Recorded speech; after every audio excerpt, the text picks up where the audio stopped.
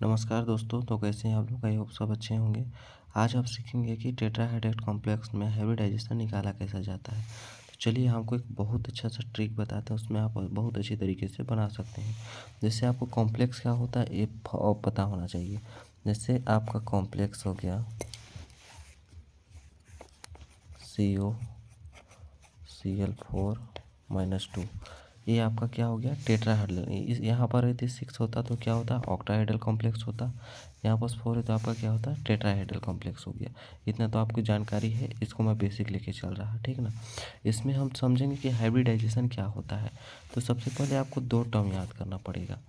तो पहला होता है आपका जितने भी 5D और 4D श्रेणी के 4D श्रेणी के तत्व होते हैं या मतलब मेटल होते हैं, ठीक ना, वो हमेशा स्क्वायर प्लेनर कॉम्प्लेक्स बनाते हैं। स्क्वायर प्लेनर कॉम्प्लेक्स क्या होता है उसको भी समझेंगे, ठीक। स्क्वायर प्लेनर कॉम्प्लेक्स बनाते हैं ये 5D और 4D श्रेणी के केस में। दूसरा होता है आपका 3D श्रेणी। 3D श्रेणी में आपका कोबाल्ट, निकिल, मैग्नीज जो भी आएगा 3D श्रेणी के तत्व तो हमेशा क्या बनाते हैं, हमेशा नहीं बनाएंगे, वहाँ पर स्ट्रॉन्ग मतलब लिगेंड पे भी यहाँ पर डिपेंड करेगा। तो वो क्या बनाता है आपका टेट्राहेड्रल कॉम्प्लेक्स बनाता है, टेट्राहेड्रल कॉम्प्लेक्स। तो यहाँ पर देखेंगे हम लोग कोई सा भी एग्जाम्पल ले लेते हैं। जैसे ले लेते हैं कार्बन COCl4-2, ठीक है ना। -2 का कॉम्प्लेक्स ले लेते हैं। तो ये आपका क्या होगा, कौन सा होगा, टेट्राहेड्रल होगा या स्क्वायर प्लेनर होगा, उसको जानते हैं। तो सबसे पहले आप इसका कोबाल्ट की जो ऑक्सीडेशन स्टेट है उसको निकालिए। तो ऑक्सीडेशन के स्टेट निकालने का मैं जो फार्मूला बताया उसको आप देख सकते हैं, ठीक। तो ऑक्सीडेशन कैसे निकालते हैं, जैसे यहाँ पर हो गया आपका, इसको x ले लेते हैं, x ले लिए प्लस Cl में कितना चार्ज होता है -1, तो -1 × 4, ठीक, बराबर हो गया +2, इसको +2 मान के चलिए। तो ये हो गया आपका x प्लस -4 बराबर +2। तो ये हो गया x बराबर हो गया +4, ये माइनस होगा आपका क्योंकि माइनस चार्ज है, ठीक। तो ये माइनस वाला पार्ट जाके क्या हो गया +2 -4, ठीक। तो x बराबर हो गया -2, इसका +2 ऑक्सीडेशन स्टेट हो गया, क्योंकि इसको पक्षांतर करेंगे क्योंकि यहाँ पर माइनस होगा आपका, ठीक ना, यहाँ पर माइनस होगा क्योंकि इस फॉर्मल चार्ज को ले रहे हैं, जो चार्ज है उसी को हम लेते हैं, माइनस हो गया, ठीक। तो यहाँ पर देखते हैं अक्सर कोबाल्ट की जो ऑक्सीडेशन स्टेट कितनी हो गई +2 हो गई। तो अब देखेंगे हम कोबाल्ट की जो एटॉमिक नंबर कितना होता है। कोबाल्ट आपका कितने कौन से ग्रुप का तत्व है, 3D श्रेणी का है। तो 3D में कोबाल्ट की जो एटॉमिक नंबर होती है आपका होती है 27 होती है। तो इसका लास्ट में कितने इलेक्ट्रॉनिक विन्यास होता है 3D7 4s2। यदि कोबाल्ट CO+2 को बता दे तो यहाँ से +2 बोल रहा है, जितना बोलता है उतना इलेक्ट्रॉन को बाहर को रिमूव कर दिया जाता है। तो यहाँ से क्या हो गया 3D7 हो गया, क्योंकि 2 इलेक्ट्रॉन तो हम गायब कर दिए, निकाल दिए। तो यहाँ तक तो निकाल दिए, ठीक। इसके बाद हम क्या कर सकते हैं, यहीं पर जगह बता दूंगा। जैसे 3D7 है तो इसका जो एटॉमिक ऑर्बिटल निकाल लीजिए। तो 3D यहाँ पर 3D हो गया आपका, 4p हो गया आपका, 4p हो गया आपका, फिर 4s आ जाएगा आपका, फिर 4d आ जाएगा,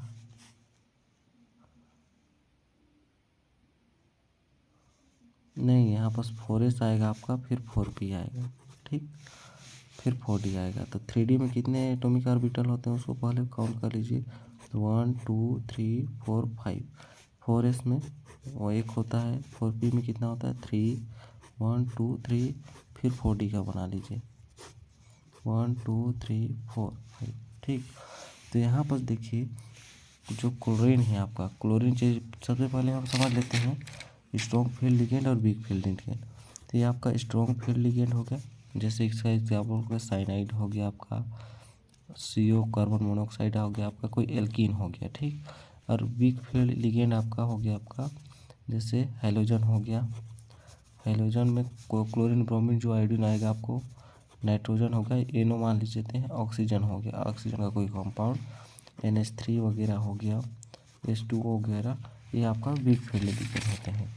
तो यहाँ पास क्लोरीन है तो ये कौन सा है आपका हेलोजन है, क्लोरीन मतलब वीक फील्ड लिगेंड है, तो आपका पेयरिंग नहीं कराएगा, पेयरिंग आपका नहीं, पेयरिंग करा लेता है। ये किसके ऑब्सेशन में होता है, कोबाल्ट के थर्ड ऑक्सीडेशन स्टेट में होता है। यहाँ पर वीक फील्ड होने के बावजूद भी पेयरिंग हो जाता है। तो 3D7 पहले हो गया तो इलेक्ट्रॉन फिल कर लेते हैं 3D, 1 2 3 4 5 6 7, ये आपका क्या हो गया 3D7 हो गया। तो इसको पेयरिंग कैसे करा सकते हैं आप, इसको पेयरिंग आप नहीं करा सकते क्योंकि वीक फील्ड लिगेंड है। वीक फील्ड लिगेंड में पेयरिंग नहीं होता। स्ट्रॉन्ग फील्ड लिगेंड जैसा आपका साइनाइड होता, कोबाल्ट होता, एल्कीन होता, तो आपका क्या होता पेयरिंग हो जाता। तो यहाँ पर कितना है, कितना क्लोरीन है, 4 क्लोरीन, तो 4 क्लोरीन को आपको यहाँ पर अटैच कराना पड़ेगा।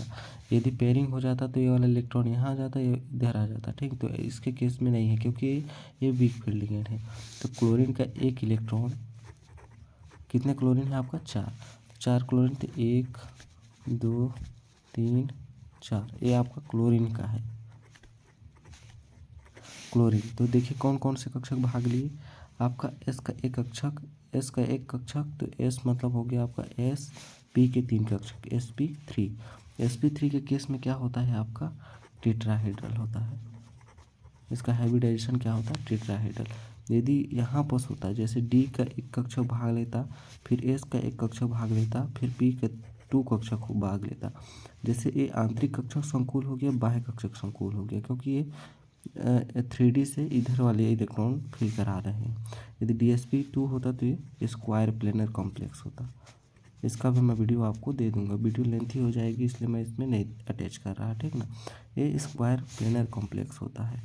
तो DsP2 आपको पता चल गया। और टेट्राहेड्रल की ज्योमेट्री कैसी होगी आपको पता है, बस बता देता हूँ। जैसे कोबाल्ट हो गया आपका, यहाँ पर ये कोबाल्ट जो हो गया वो सेंट्रल पे होता है, फिर क्लोरीन, ये आपका टेट्राहेड्रल ज्योमेट्री होती है। तो यहाँ पर Cl हो गया, Cl हो गया, Cl हो गया, Cl हो गया, फिर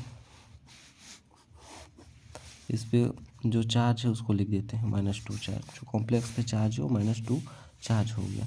तो यहीं बस आप कोई कुछ बेसिक सी जानकारी और अटैच करना है, जो हमेशा पूछता ही है कि इसकी क्या बोलते हैं, ये कौन सा है, अनुचुंबकीय है या प्रतिचुंबकीय है, जैसे पैरामैग्नेटिक है या डायामैग्नेटिक है। तो उसको आप कैसे डिफाइन करेंगे, जैसे आपका अयुग्मित इलेक्ट्रॉन हो, अयुग्मित इलेक्ट्रॉन यहाँ पर हो, जैसे पेयरिंग नहीं किया तो पैरामैग्नेटिक होना चाहिए, क्या होना चाहिए पैरामैग्नेटिक मतलब अनुचुंबकीय होना चाहिए। यदि यही आपका पेयर में होता है, जोड़े में होता तो क्या होता आपका डायामैग्नेटिक। तो ये क्या हो गया आपका फर्स्ट पैरामैग्नेटिक, पैरामैग्नेटिक। अब इसका मैग्नेटिक मोमेंट हो गया आपका, मैग्नेटिक मोमेंट कितना हो गया आपका, जैसे मैग्नेटिक मोमेंट भी निकालेंगे ना तो उसका एक फार्मूला होता है, उसका क्या फार्मूला होता है n+2, ये आपका फार्मूला होता है। तो n क्या होता है अयुग्मित इलेक्ट्रॉन को दिखाता है, तो इसमें अयुग्मित इलेक्ट्रॉन कितने हैं 3 है। तो यहाँ पर √3 तो √3+5 नहीं इंटू में होगा ये, तो 3 × 2 15 का मैग्नेटिक मोमेंट होता है। जैसे आपका ऐसे इतना तो आ गया, इतना भी लिखेंगे तो कोई गलत नहीं होगा, आपका राइट आंसर होगा। लेकिन जैसे ही आपका मैग्नेटिक मोमेंट पूछे तो जितने भी आपका अयुग्मित इलेक्ट्रॉन है, जैसे 3 है तो 3.87 लगा दीजिए, इसका हो गया मैग्नेटिक मोमेंट। जैसे 4 अयुग्मित इलेक्ट्रॉन होता तो 4.87 लगा देते। एक ट्रिक होता है मैग्नेटिक मोमेंट कॉम्प्लेक्स के लिए निकालने का फॉर्मूला होता है। तो दोस्तों आई होप कि आपको वीडियो अच्छे से समझ में आया होगा। एक बार और क्लियर से अच्छे से वीडियो को रिवाइंड करके देखिएगा, आपको और अच्छे तरीके से समझ में आ गया। ये हो गया हम लोग का टेट्राहेड्रल केस के कॉम्प्लेक्स के संबंध में आपके बारे। इसके बाद हम स्क्वायर प्लेनर को देख लेते हैं, तो उसका भी वीडियो आप अच्छे से जाके देख लीजिए। तब तक के लिए धन्यवाद।